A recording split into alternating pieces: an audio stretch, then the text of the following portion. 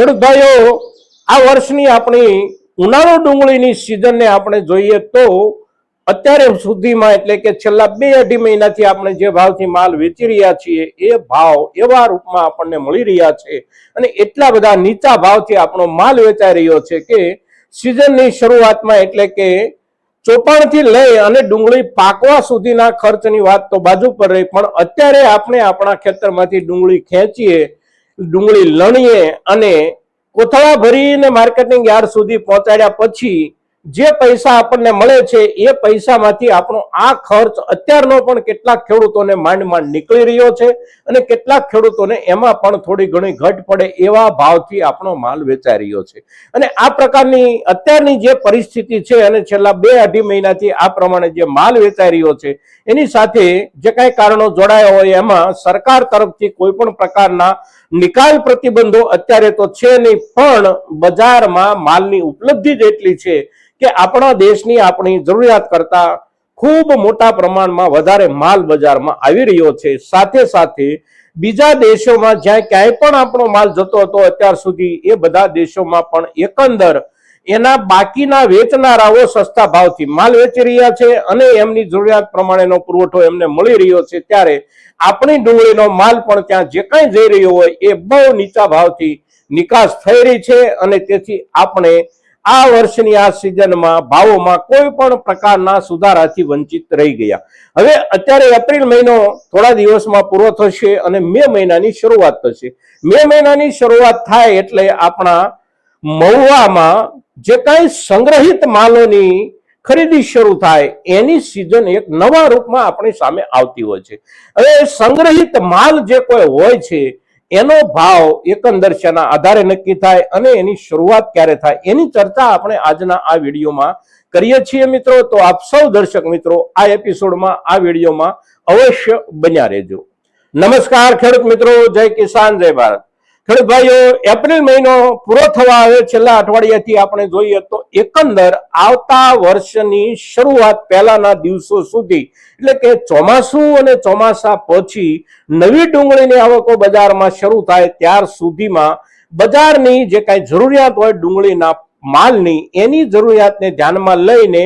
કાયમ માટે વેપાર કરતા વેપારીઓ માલનો સંગ્રહ કરતા હોય છે. સાથે સાથે એક વેપારી વર્ગ એવો પણ છે કે એ વર્ગ દર વર્ષે ડુંગળીના બીજ માટે વાવેતરના દડાની જે કાંઈ જરૂરિયાત ઊભી થતી હોય આપણા ખેડૂત સમુદાયને એ ડુંગળીના દડા જે તે વખતે એટલે કે બીજ પકવવા માટે ડુંગળીના વાવેતરના સમય દરમિયાન એટલે કે ઓક્ટોબર, નવેમ્બર અને ડિસેમ્બર મહિના દરમિયાન ખેડૂતોને વેચતા હોય છે. એવા વેપારીઓ તરફથી જે કાંઈ ખરીદીઓ શરૂ થાય એ ખરીદીઓ લગભગ 5મા મહિનાથી એટલે કે મે મહિનાથી શરૂ થતી હોય છે અને આખા મે મહિના દરમિયાન એ ખરીદી ચાલતી હોય છે. હવે એમાં જે માલ જાય આપણો ખેડૂતોનો અત્યારનો પાકેલો એ માલની ક્વોલિટી કેવી હોય અને કેવા પ્રકારનો માલ જાય આ ચર્ચા આપણા માટે ખૂબ અગત્યની છે. જે ખેડૂત મિત્રો કાયમ માટે આ સિઝનમાં માલ પકવતા હોય અને મેળા માલના હિસાબથી જે ખેડૂતો માલ પકવતા હોય એ લોકોને તો મોટા ભાગે એનો અનુભવ હોય છે કે ક્યારે ડુંગળી ખેંચવી, કેવા રૂપમાં પાક તૈયાર થાય ત્યારે ખેંચવી અને કેવા રૂપમાં એનો વેપાર કરવો, આની માહિતી આ બધા ખેડૂતો પાસે હોય છે. પણ દર વર્ષે આપણે જોઈએ છીએ કે આપણે કોઈને કોઈ નવા ખેડૂતો આપણે એનું વાવેતર કરતા હોઈએ છીએ અને એવી અપેક્ષાથી કરતા હોઈએ છીએ કે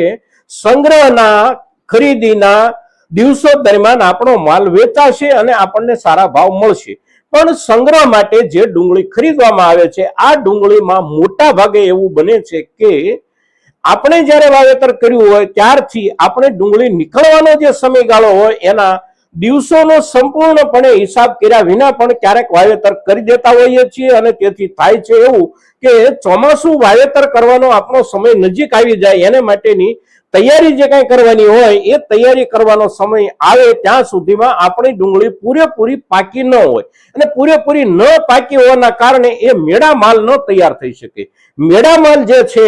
એની એક બિલકુલ પાયાની હકીકત જે છે એ છે કે મેળામાં હંમેશા એ જ માલ સંગ્રહિત કરવા માટે જતો હોય છે કે જે ડુંગળી જમીનમાં સંપૂર્ણપણે પાકીને તૈયાર થઈ ગઈ હોય અને એના લોદર પણ બિલકુલ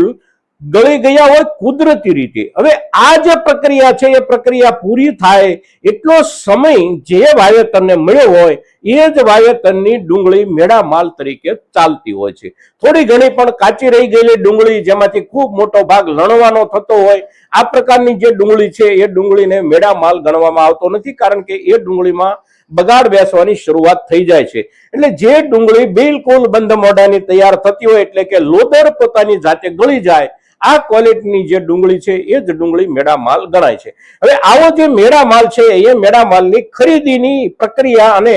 ખરીદીનો જે પરંપરા છે એ કેવી છે તો મોટા ભાગે મેળા માલ ખરીદનારા વેપારીઓ, સંગ્રહ કરનારા વેપારીઓ જે કોઈ હોય છે એ બને ત્યાં સુધી યાર્ડમાંથી ઓછામાં ઓછો માલ ખરીદતા હોય છે. એ લોકો જે માલ ખરીદે છે એ માલ ખેડૂતના ખેતર પર પાકની પરિસ્થિતિ જોઈને ખેતર પરથી સીધો ખરીદવાનો આગ્રહ રાખતા હોય છે. એટલે આપણા જે કોઈ ખેડૂતો પાસે આ વર્ષમાં મેળા માલ તૈયાર થવાનો હોય અને આ પ્રકારની જે એની પ્રક્રિયાઓ છે ડુંગળીના મેળા માલના વેચાણની, એનાથી જે ખેડૂતો અજાણ હોય એ ખેડૂતો અત્યારથી પોતાના માલના નિકાલ માટે જે કોઈ વેપારીઓ સંગ્રહનું કામ કરતા હોય, સંગ્રહ કરતા હોય એવા જે કોઈ વેપારીઓ આપણા મહુવાના માર્કેટિંગ યાર્ડમાં હોય, અમરેલીના માર્કેટિંગ યાર્ડમાં હોય કે ગોંડલ, તળાજા, ભાવનગર કોઈ પણ માર્કેટિંગ યાર્ડમાં જે વેપારીઓ સંગ્રહ માટે ડુંગળી ખરીદીને સંગ્રહિત કરતા હોય એવા વેપારીઓનો સંપર્ક કરે. પોતાના ખેતરની અંદર જે કાંઈ માલ ઉભો છે એ માલની સાથે એમને રૂબરૂ કરાવે અને એ પ્રમાણે વેચાણની દિશા જો આપણે પકડીશું તો આપણા માલના આપણને એકંદર સારા ભાવ મળી શકશે. બજારમાં જ્યારે આપણે માલ ઉઠાવીને જઈએ છીએ ત્યારે બજાર પોતાની આજે ખરીદવું છે ને 5 દિવસ પછી કે અઠવાડિયા પછી વેચવું છે આવા હિસાબથી જ માલ ખરીદતું હોય છે બજાર. સંગ્રહના ધોરણે બજારમાં ઓછામાં ઓછો માલ વેચાતો હોય છે એટલે આપણને સંગ્રહ લાયક માલ આપણો હોય તો પણ ભાવ એટલો સારો નથી મળતો કે જે ખરેખર સંગ્રહ લાયક માલનો ભાવ આપણને મળવો જોઈએ. એને માટેની આ જે પ્રક્રિયા છે એ છે કે સંગ્રહ કરી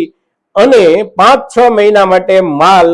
જાળવી રાખનારા જે વેપારીઓ હોય એમને આપણે આપણા ખેતર સુધી દોરી દઈએ, આપણો માલ એમને બતાવીએ અને એમની સાથે આપણે વેપાર કરીએ તો આપણા માલના ભાવનો એકંદર આપણને બજાર કરતા સારો ભાવ મળવાની શક્યતાઓ રહેલી છે. મિત્રો,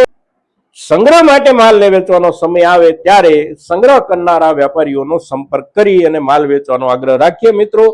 અત્યારના દિવસોમાં હવે નજીકના દિવસોમાં જ્યારે સંગ્રહ લાયક ડુંગળીની ખરીદીની શરૂઆત થાય એવા દિવસોમાં આપણે દાખલ થઈ ગયા છીએ ત્યારે આજના દિવસની આપણી આ ચર્ચા ખૂબ અગત્યની છે. ખાસ કરીને અત્યારે જે ખેડૂતો પાસે ડુંગળી ખેતરમાં ઊભી છે અને મેળા માલના હેતુથી જેમણે ચોપાણ કર્યું છે આ દરેક ખેડૂત માટે આજની આપણી ચર્ચા ખૂબ જરૂરી છે. તો આજની આપણી આ ચર્ચા મહત્તમ ખેડૂતો સુધી પહોંચે એવા આપ સૌના તરફથી પ્રયાસો થાય એવી અપેક્ષા સાથે જય કિસાન, જય ભારત.